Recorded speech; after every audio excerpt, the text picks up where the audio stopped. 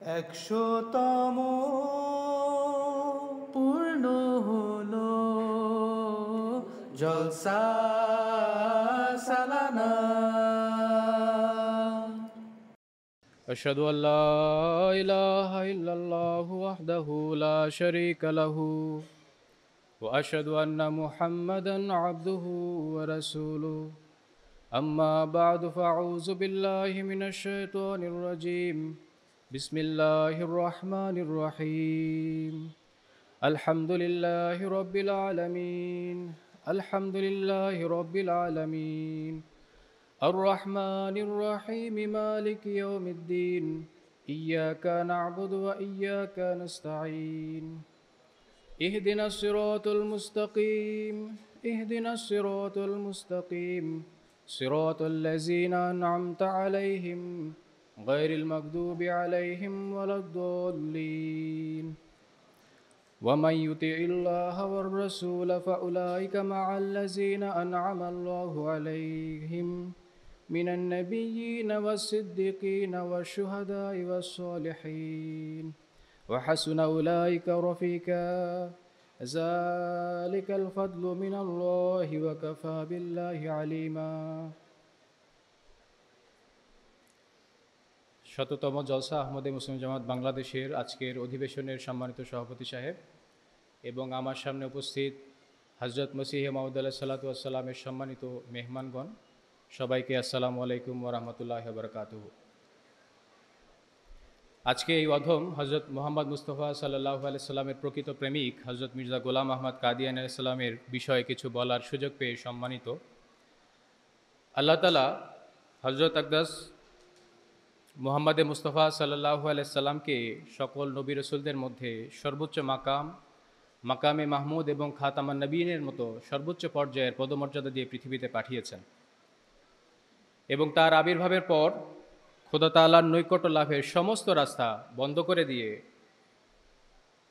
শুধুমাত্র রসুল করিম সাল্লাল্লাহু আলাইহি সাল্লামের আনুগত্য এবং তার অনুসরণের মাধ্যমে নৈকট্য প্রাপ্তির রাস্তা খোলা রেখেছেন।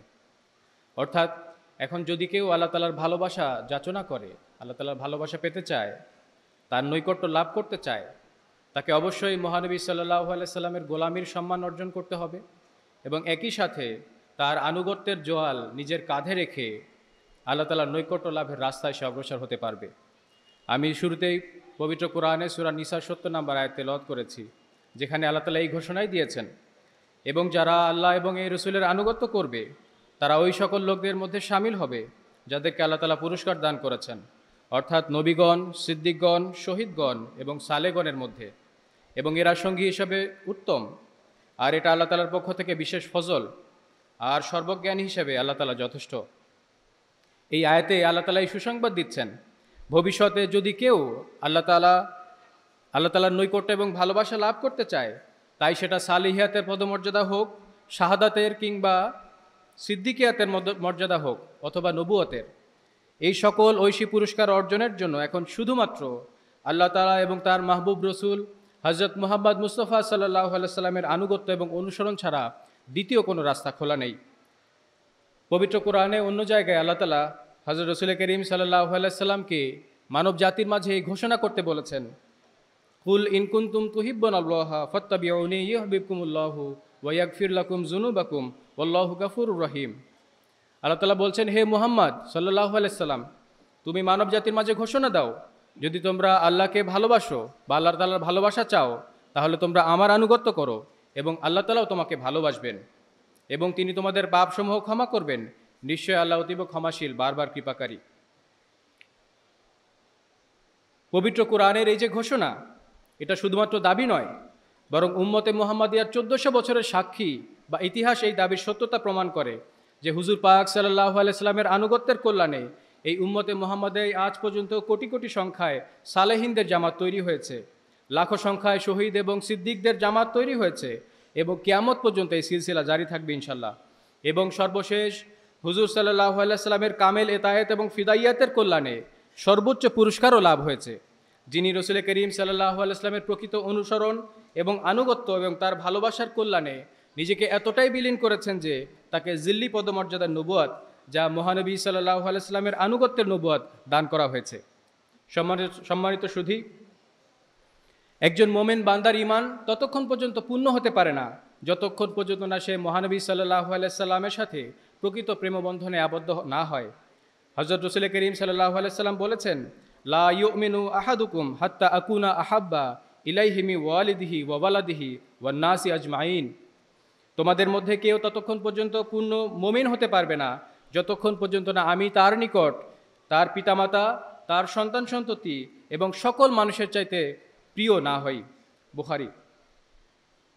এই বিষয়ে হযরত মসিহ মাউদ আলাইহিস সালাম বলেছেন, আমি সত্যই বলছি, কোনো ব্যক্তি প্রকৃত অর্থে পুণ্যবান এবং খোদা তাআলার সন্তুষ্টি অর্জনকারী বলে চিহ্নিত হতে পারবে না সেই সমস্ত নেয়ামত ও বরকত, মারেফাত, হকিকত, কাশ বা দিব্যদৃষ্টি যা উন্নত স্তরের পবিত্র আত্মাগণ লাভ করে থাকে তার অধিকারী হতে পারবে না যতক্ষণ পর্যন্ত না সে রাসূল করিম সাল্লাল্লাহু আলাইহি ওয়াসাল্লামের আনুগত্যে বিলীন হয়। মালফুজাত। সম্মানিত সুধী, খাকসারের বক্তৃতার বিষয় হযরত মসিহ মাউদ আলাইহিস সালাম হযরত রাসূল করিম সাল্লাল্লাহু আলাইহি ওয়াসাল্লামের প্রকৃত প্রেমিক। চলুন আমরা এই জামাতের পবিত্র প্রতিষ্ঠাতা হযরত আকদাস মসিহ মাউদ আলাইহিস সালাম ইমাম মাহদী তিনি রাসূল করিম সাল্লাল্লাহু আলাইহি ওয়াসাল্লামের সাথে কী ধরনের মহব্বত এবং ভালোবাসা রাখতেন তার কিছু ঝলক দেখে নেই। এটি ভালোবাসার এমন এক বিস্তৃত জগৎ যেখান থেকে এই অধম কিছু ঝলকই উপস্থাপন করার সুযোগ পাব, যা একজন পবিত্রচেতা মানুষের কাছে এটা স্পষ্ট করবে যে উম্মতে মুহাম্মাদিয়ায় আজ পর্যন্ত হযরত মির্জা গোলাম আহমদ কাদিয়ানী আলাইহিস সালামের ন্যায় হুজুর সাল্লাল্লাহু আলাইহি ওয়াসাল্লামের প্রতি অন্য কোনো ব্যক্তি এতটা প্রেম নিবেদন করতে পারেননি। হযরত মির্জা গোলাম আহমদ কাদিয়ানী আলাইহিস সালাম যদি আল্লাহ তাআলার পরে কোনো সত্তাকে সবচেয়ে বেশি ভালোবাসতেন, তিনি ছিলেন হযরত রাসূল করিম সাল্লাল্লাহু আলাইহি সাল্লাম। তিনি তার পংক্তিতে উল্লেখ করেছেন, হে মুহাম্মদ সাল্লাল্লাহু আলাইহি সাল্লাম, মুহাইমেন খোদার পর আমি তোমার ভালোবাসাকে প্রাধান্য দিয়েছি। তার এক ফার্সি পংক্তিতে ভালোবাসার বহিঃপ্রকাশ এভাবে হয়েছে, বাদাস খুদা বা ইশকে মুহাম্মদ মুহাম্মারাম গর কুফর ই ববদ বা খুদা সফত কাফেরাম। খোদার পরে মুহাম্মদ সাল্লাল্লাহু আলাইহি সাল্লামের প্রেমে আমি বিভোর, যদি এটা কুফরি হয় তাহলে আমি খোদার কসম আমি সবচেয়ে বড় কাফের। শ্রোতামণ্ডলী, এই ভালোবাসা এবং প্রেমের সম্পর্ক সাময়িক কোনো আবেগের বিষয় নয়, বা এটা কোনো আবেগ বা উচ্ছ্বাস ছিল না যেটি সময়ের সাথে সাথে চলে যেত, বরং এই ভালোবাসার পিছনে এমন এক নূরুন আলা নূর সত্তার আকর্ষণ ছিল যা প্রত্যেক পরহেজগার মানুষকে সেই আলোর দিকে আকর্ষণ করত। হযরত রাসূল করিম সাল্লাল্লাহু আলাইহি ওয়াসাল্লামের ভালোবাসায় হযরত মসিহ মাউদ আলাইহিস সালাম লাইনের পর লাইন লিখে গেছেন। তার থেকে কিছু উল্লেখ করছি। ওয়াজহুল মুহাইমিনি জাহিরুন ফি ওয়াজহিহি ওয়া শুউনুহু লামাআত বিহাযা শানি। তার সাল্লাল্লাহু আলাইহি ওয়াসাল্লামের পবিত্র চেহারায় খোদার স্বরূপ প্রকাশিত হয়, আর তার এই মহিমা দ্বারাই খোদা তাআলার গুণাবলী সমুজ্জ্বল হয়। ফালিজা ইউহাব্বু ওয়া ইয়াস্তাহিক্কু জামালুহু শাগাফাম বিহি মিন জুমরাতিল আখদানি। আর এজন্যই তো আপনার সাথে প্রেমবন্ধনে আবদ্ধ হই, কেননা আপনার সৌন্দর্য এতই আকর্ষণীয় যে প্রিয়দের মধ্যে কেবল আপনার সাথেই সীমাহীন ভালোবাসায় আবদ্ধ হতে হয়। হযরত মসিহ মাউদ আলাইহিস সালাম তার প্রেমাস্পদের সাথে কেমন ভালোবাসা রাখতেন সেই বিষয়ে বর্ণনা করতে গিয়ে সাহেবজাদা হযরত মির্জা বশির আহমদ রাদিয়াল্লাহু তাআলা আনহু বলছেন, খাকসার হযরত মসিহ মাউদ আলাইহিস সালামের ঘরে জন্মেছি এবং এটা আল্লাহ তাআলার অনেক বড় অনুগ্রহ। আমি মৃত্যুকে ভয় করে খোদা তাআলাকে সাক্ষী রেখে বলছি, হযরত রাসূল করিম সাল্লাল্লাহু আলাইহি সাল্লামের কোনো ঘটনা অথবা শুধু নাম হযরত মসিহ মাউদ আলাইহিস সালামের সামনে উচ্চারিত হয়েছে আর তার চোখ থেকে অশ্রু ঝরেনি, এমনটি কখনোই আমি হতে দেখিনি। তার মন প্রাণ চিন্তা চেতনা বরং শরীরের প্রত্যেকটা অংশ তার প্রিয় নেতা সরওয়ারে কায়নাত ফখরে মওজুদাত হযরত মুহাম্মদ মুস্তাফা সাল্লাল্লাহু আলাইহি সাল্লামের ভালোবাসায় বিভোর ছিল।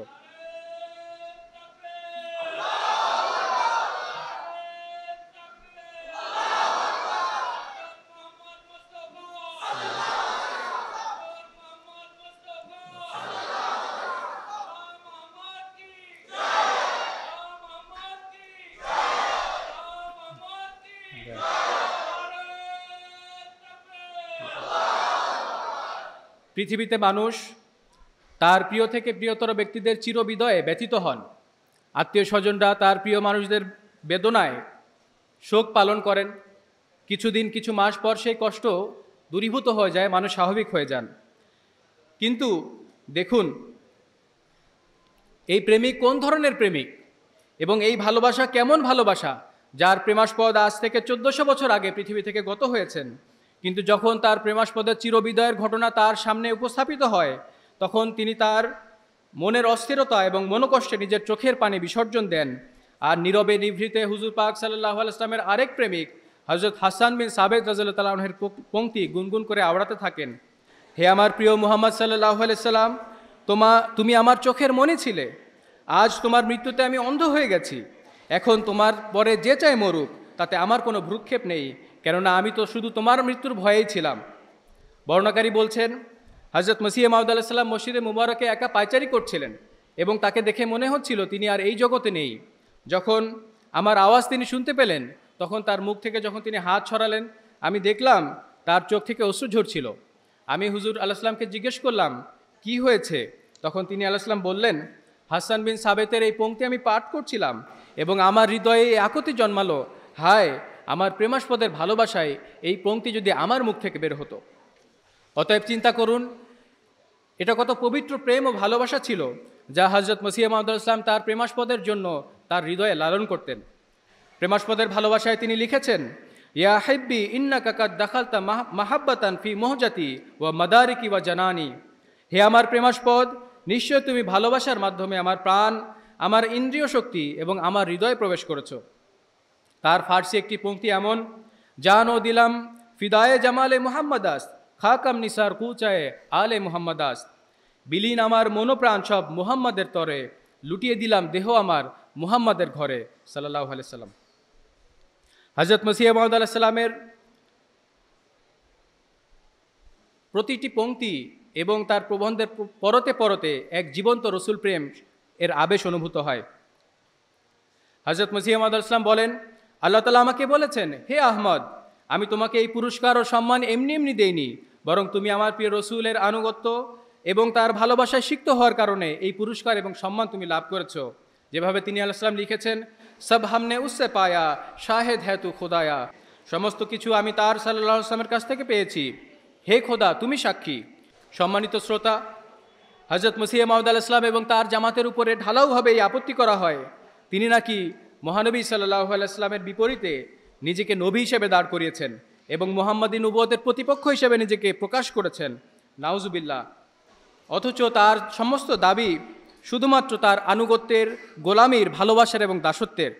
তাদের জন্য আক্ষেপ যারা প্রকৃত ও সত্য রসুল প্রেমিক আলাইহিস সালামকে চিনতে পারেনি। আমি ইতিপূর্বে তার লেখনী থেকে কিছু ঝলক আপনাদের সামনে উল্লেখ করেছি। তার সমস্ত লেখনী রসুল প্রেমের এক জীবন্ত সাক্ষী, যেখানে তিনি আলাইহিস সালাম যে কোনো ধরনের ঐশী প্রাপ্তি, পুরস্কার, সম্মান যা তিনি লাভ করেছেন এবং দাবি করেছেন, তার একটা ক্ষুদ্র অংশ মহানবী সাল্লাল্লাহু আলাইহি ওয়াসাল্লামের দাসত্ব, আনুগত্য এবং তার ভালোবাসার বাইরে গিয়ে নিজে থেকে বা নিজের পক্ষ থেকে অর্জনের দাবি করেননি। আল্লাহ তাআলার অভিসম্পদ তাদের উপরে, মিথ্যাবাদীর উপরে।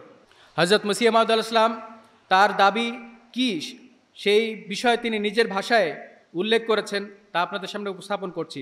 তিনি আলাইহিস সালাম বলেন, খোদা তাআলা তার প্রিয় রসুলের অনুসরণ এবং ভালোবাসার কল্যাণে এবং তার পবিত্র কালাম কুরআনের অনুসরণের প্রভাবে এই অধমকে সম্বোধনের সৌভাগ্য দান করেছেন এবং ঐশী জ্ঞানে ভূষিত করেছেন, আর অনেক সুপ্ত রহস্য সম্পর্কে অবগত করেছেন এবং প্রচুর তত্ত্বজ্ঞান ও সূক্ষ্ম তত্ত্ব দ্বারা এই অধমকে পরিপূর্ণ করেছেন।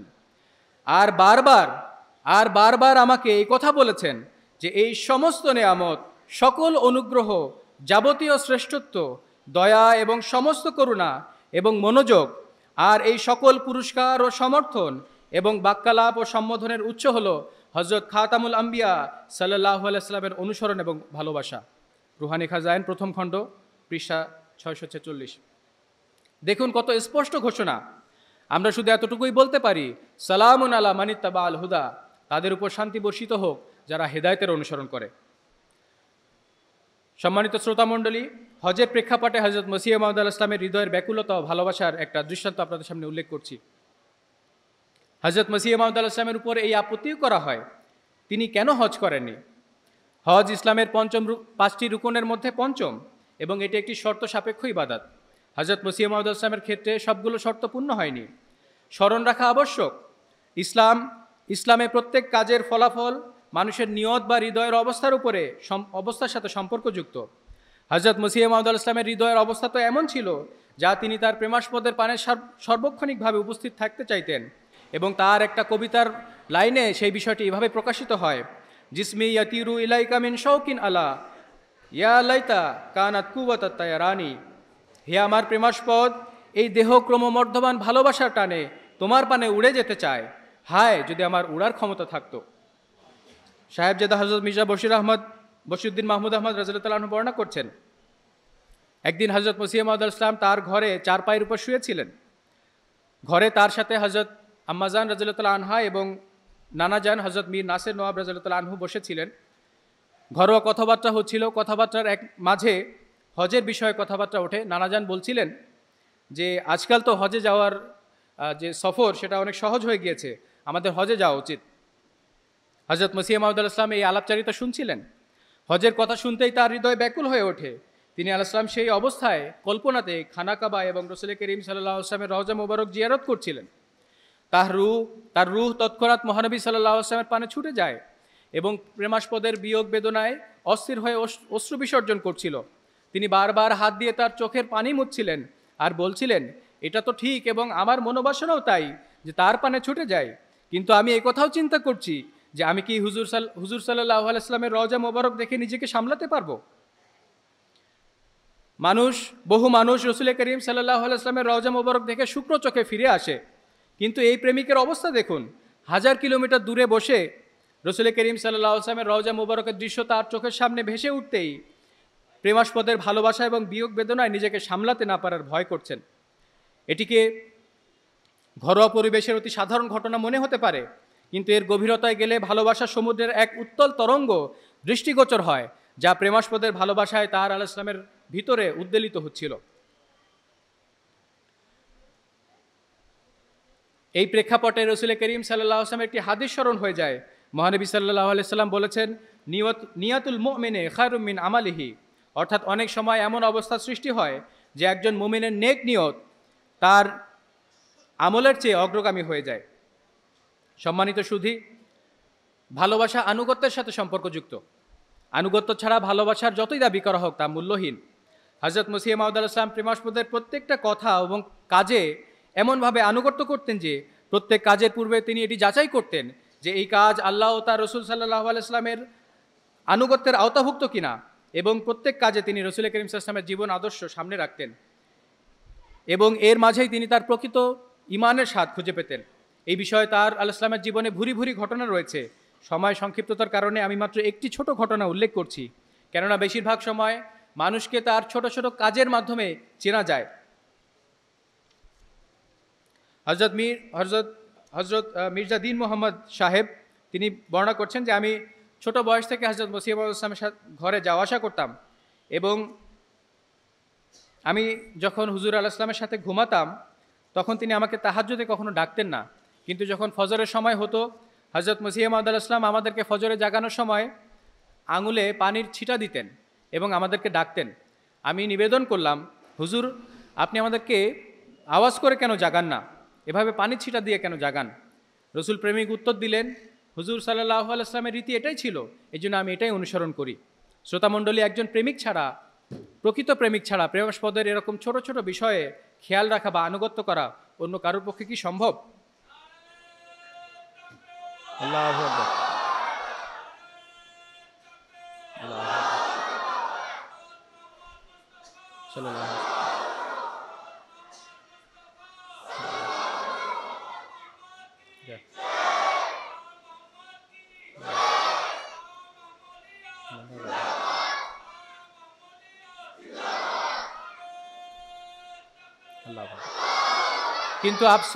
কিন্তু আফসোস আজকালকার পীর মাশায়েখ গদ্দী নশিনরা রসুল পাক সাল্লাল্লাহু আলাইহি ওয়াসাল্লামের পরিপূর্ণ আনুগত্য এবং অনুসরণকে বাদ দিয়ে নিজেদের পক্ষ থেকে আবিষ্কৃত বিভিন্ন ধরনের জিকির, ফিকির, ওজিফা, চিল্লা ইত্যাদি নানা ধরনের বেদাত সমাজে ছড়িয়ে রেখেছে এবং মানব জাতিকে পথভ্রষ্ট করছে।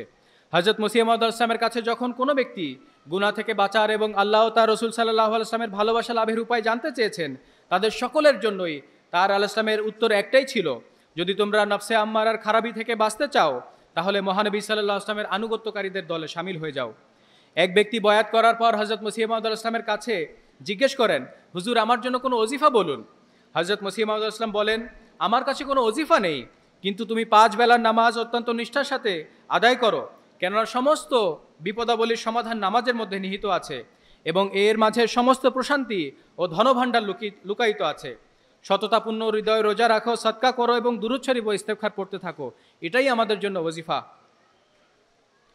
হযরত মসিহ মাউদ ইসলাম বলেন, আল্লাহ তাআলার ভালোবাসা মানুষ পরিপূর্ণভাবে তার মধ্যে সৃষ্টি করতে পারে না যতক্ষণ পর্যন্ত না সে রসুল করিম সাল্লাল্লাহু আলাইহি ওয়াসাল্লামের চরিত্র এবং জীবন আদর্শকে নিজের জীবনের আদর্শ এবং পথ প্রদর্শক না বানায়।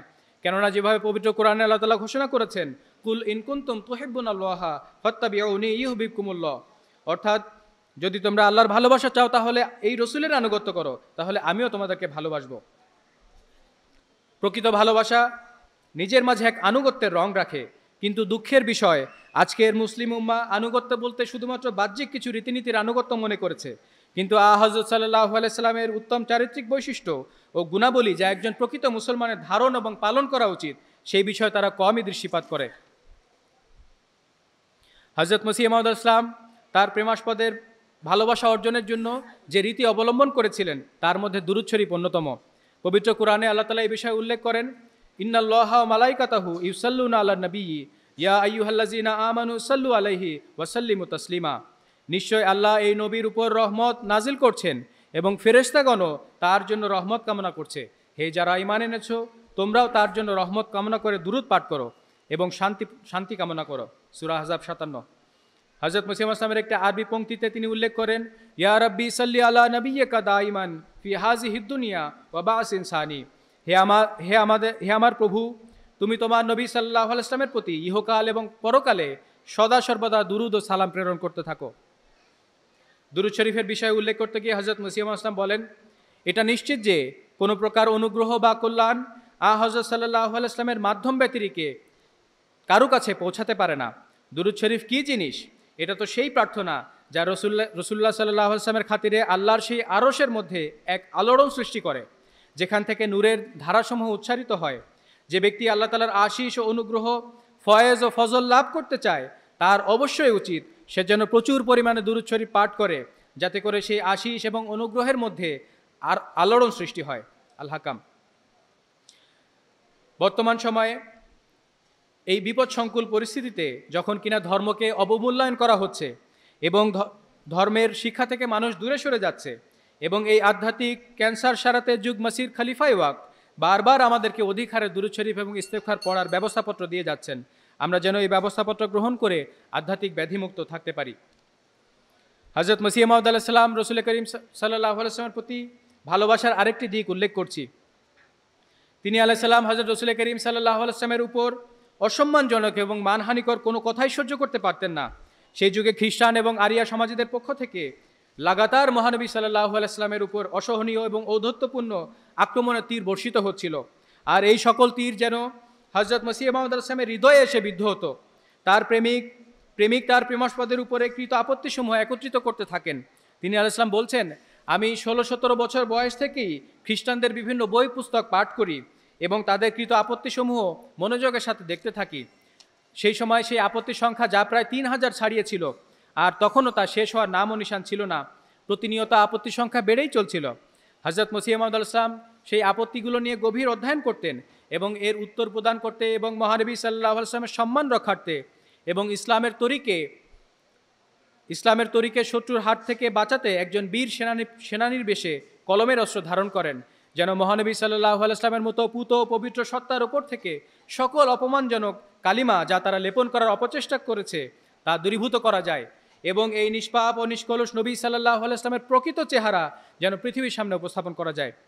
হযরত হাকিম বিন হিশামউদ্দিন রাদিয়াল্লাহু তাআলা আনহু শিয়ালকোটে থাকাকালীন হযরত মসিহ মাউদ ইসলামের বিষয়ে ঘটনা একটি উল্লেখ করেছেন। তিনি বলেন, হযরত মসিহ মাউদ ইসলাম যখন শিয়ালকোটে চাকরিরত অবস্থায় ছিলেন, তখন তিনি একজন টকবকে যুবক।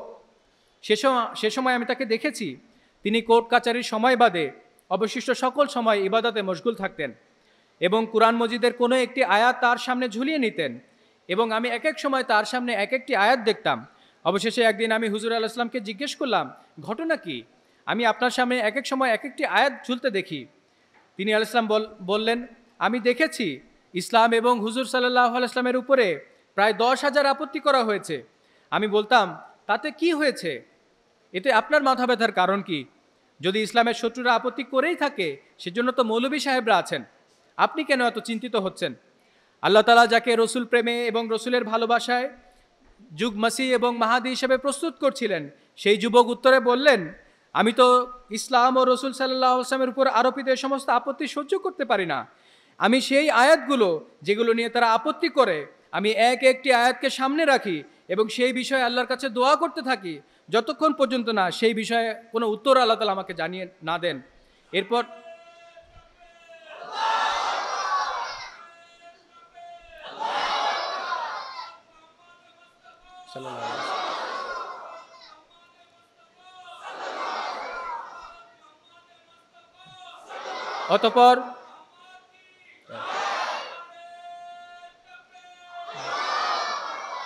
অতঃপর যখন একটি আপত্তির উত্তর পেয়ে যেতাম, তখন আরেকটি আয়াত সামনে রাখতাম। বর্ণনাকারী বলছেন, যতদিন তিনি আলাইহিস সালাম শিয়ালকোটে ছিলেন ততদিন এভাবেই তার সময় অতিবাহিত হয়েছে। হযরত মসিহ মাউদ আলাইহিস সালাম বলেন, এই সকল বিরুদ্ধবাদীরা সর্বশ্রেষ্ঠ সৃষ্টি হযরত রাসূল পাক সাল্লাল্লাহু আলাইহি ওয়াসাল্লামের সত্তায় যে সকল মর্মপীড়াদায়ক কথা এবং গালমন্দ করে থাকে, যা আমার হৃদয়কে ক্ষতবিক্ষত করে রেখেছে, খোদার কসম, যদি আমার সকল সন্ততি এবং তাদের সন্তান সন্ততি এবং আমার সকল বন্ধুবর্গ, সাহায্য সঙ্গী সহচরকে আমার চোখের সামনে হত্যা করা হয় এবং আমার হাত পা কেটে ফেলা হয়, আমার চোখ উপড়ে ফেলা হয় এবং আমার সকল চাওয়া পাওয়া ও আশা আকাঙ্ক্ষা থেকে আমাকে বঞ্চিত করা হয় এবং যদি আমার সমস্ত সুখ ও প্রশান্তি হারিয়ে বসি, তবুও এই সকল কিছুর বিপরীতে আমার কাছে এই আঘাত অনেক বেশি ভারী যে রসুল করিম সাল্লাল্লাহু আলাইহি ওয়াসাল্লামের পবিত্র সত্তার উপরে অপবিত্র আক্রমণ করা হবে। আয়নায়ে কামালাত ইসলাম। একজন প্রকৃত প্রেমিকের চিত্র এমনই তো হতে হয়। হযরত মসিহ মাউদ ইসলাম তার একটি ফার্সি পংক্তিতে এভাবে উল্লেখ করেছেন, হে আমার প্রিয়, তোমার পথে যদি প্রেমিকদের নিজ মস্তক ছিন্ন করে প্রাণ বিসর্জন দিতে হয়, তবে যে ব্যক্তি সবার আগে চিৎকার করে তোমার ভালোবাসার ঘোষণা দিবে, সেই ব্যক্তি আমি। সুপ্রিয় শ্রোতা মণ্ডলী, সর্বশেষ এই বিষয় যাচাই করা উচিত যে হযরত মসিহ মাউদ আলাইহিস সালাম তার মনিব ও নেতা হযরত মুহাম্মদ মুস্তাফা সাল্লাল্লাহু আলাইহি ওয়াসাল্লামের সাথে সীমাহীন ভালোবাসার ফলশ্রুতিতে কী লাভ করেছেন। কেননা কুরআন শরীফ রসুল পাক সাল্লাল্লাহু আলাইহি ওয়াসাল্লামের আনুগত্য এবং ভালোবাসার কল্যাণে যে পুরস্কারের ঘোষণা দিয়েছে, তা যদি অর্জিতই না হয়, তাহলে ভালোবাসা এবং আনুগত্যের সকল দাবি মূল্যহীন হয়ে পড়ে। আর এটাই সেই আজিমুশান দলিল যে একজন প্রকৃত প্রেমিক তার প্রেমাস্পদের পদমর্যাদা সমর্থন করে।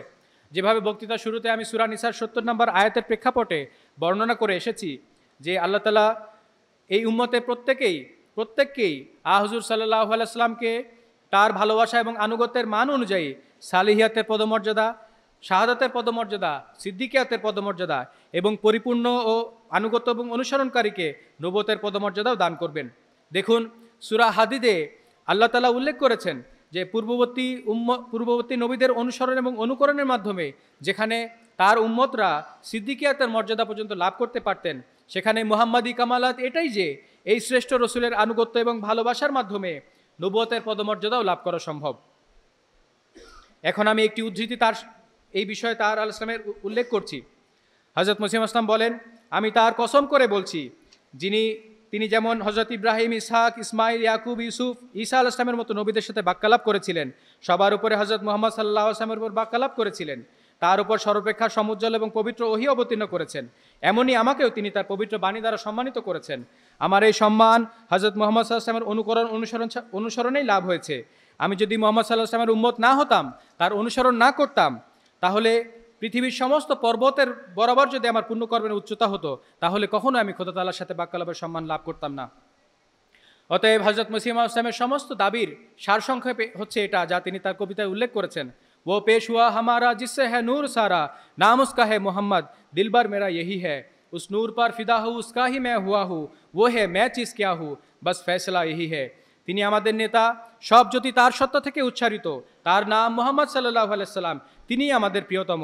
আমি সেই জ্যোতির মাঝে বিলীন হয়েছি, আমি তার সাল্লাল্লাহু আলাইহি সাল্লামের হয়ে গেছি, সব কিছু তারই, আমার কিছু নেই, এটাই প্রকৃত মীমাংসা। আমি সর্বশেষ হযরত মসিহ মাউদ আলাইহিস সালাম এর খলিফাদের দুটি উদ্ধৃতি এবং হযরত মসিহ মাউদ ইসলামের দোয়া উল্লেখ করে শেষ করছি। সম্মানিত সুধী, প্রকৃত ভালোবাসা সর্বদা প্রভাব বিস্তারকারী হয়।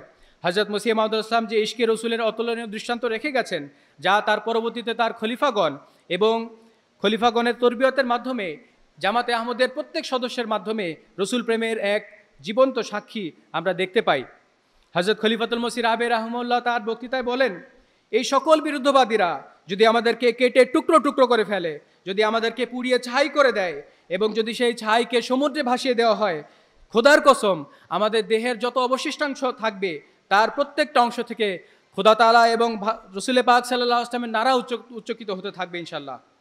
হযরত খলিফাতুল মসিহ খামে সাইদুল্লাহ তাআলা বিন আজিজ বলেন, হে আহমদিয়াতের বিরুদ্ধবাদীরা, মনোযোগ দিয়ে শুনে নাও, আমরা এই কলেমার কসম খেয়ে বলছি যা কিয়ামত দিবসে আমাদের এবং তোমাদের মাঝে ফয়সালা করবে যে লা ইলাহা ইল্লাল্লাহু মুহাম্মাদুর রাসূলুল্লাহর সাথে প্রকৃত বিশ্বস্ততা রক্ষাকারী আমরা ছিলাম নাকি তোমরা।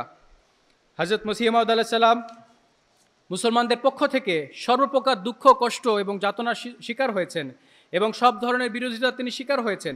তবুও তিনি আলাইহিস সালাম শুধুমাত্র মহানবী সাল্লাল্লাহু আলাইহি ওয়াসাল্লামের ভালোবাসায় সকল দুঃখ কষ্ট সহ্য করে নিজেকে এভাবে সান্ত্বনা দিয়েছেন, এ দিল তুনিস খাতির ইনা নিগাহদার কাখের কুনান দাওয়ায়ে হুব্বে পায়ম্বরাম। হে আমার হৃদয়, এই সকল লোক যারা নিজেদেরকে মুসলমান দাবি করে তাদের প্রতি তুমি সদয় হও, কেননা যতই হোক এরা তো তোমার প্রিয় রসুল সাল্লাল্লাহু আলাইহি ওয়াসাল্লামের প্রতি ভালোবাসার দাবি তো করে। হযরত মসিহ মাউদ আলাইহিস সালাম উম্মতের প্রতি সংশোধনের দোয়া চেয়ে আমি আমার বক্তৃতা শেষ করছি। হযরত মসিহ মাউদ সালাম বলেন, মুসলমানদের হৃদয়ে দুনিয়ার ভালোবাসা জায়গা করে নিয়েছে। হে আল্লাহ, তুমি তাদেরকে তাদের হৃদয় থেকে এই সমস্ত আবর্জনা এবং অন্ধকার দূর করে দাও। এই পৃথিবী বড়ই নিষ্ঠুর এবং মানুষ বড়ই আত্মভোলা, কিন্তু উদাসীনতার অন্ধকার তাদেরকে সত্য জানা ও মানা থেকে বঞ্চিত রেখেছে। আমার প্রিয় প্রভুর কাছে আমার এটাই কামনা, তুমি তোমার বিনয়ী ও সাধুবান্দাদেরকে সত্য গ্রহণে পরিপূর্ণ সহযোগিতা করো এবং তাদের পূর্ববর্তী জীবনে যে দুঃখ কষ্ট তারা পেয়েছে তার পূর্ণ প্রতিকার করো, এবং সেই সকলকে লাঞ্ছিত করো, অপদস্থ করো যারা তোমার নূরকে গোমরাহী মনে করেছে এবং গোমরাহীকে নূর মনে করেছে এবং নিজেদের গুনাহে সীমা অতিক্রম করেছে। উপরন্তু তাদেরকেও তুমি হতাশ ও লাঞ্ছিত করো যারা তোমার অনুগ্রহকে, যা তুমি সঠিক সময়ে অবতীর্ণ করেছো, এটাকে গনিমত হিসেবে গ্রহণ করেনি এবং শুকরিয়া আদায় করেনি, বরং অজ্ঞের ন্যায় সন্দেহে নিপতিত হয়েছে। অতএব এই অধমের ফরিয়াদ যদি আরশের প্রভুর কাছে পৌঁছে গিয়ে থাকে, তাহলে সেই দিন দূরে নয় যখন মুহাম্মাদি নূর জামানা সকল অন্ধের মাঝে প্রকাশিত হবে এবং ঐশী শক্তি তার অলৌকিক ক্রিয়া প্রদর্শন করবে। আল্লাহুম্মা আসলিহ উম্মাতা মুহাম্মাদিন, আল্লাহুম্মা সাল্লি আলা নবিয়িনা ওয়া হাবিবিনা মুহাম্মাদি ওয়া আলিহি ওয়া সাহবিহি আজমাইন ওয়া বারিক ওয়া সাল্লিম। জাযাকাল্লাহ। 100তম পূর্ণ হলো জলসা সালানা।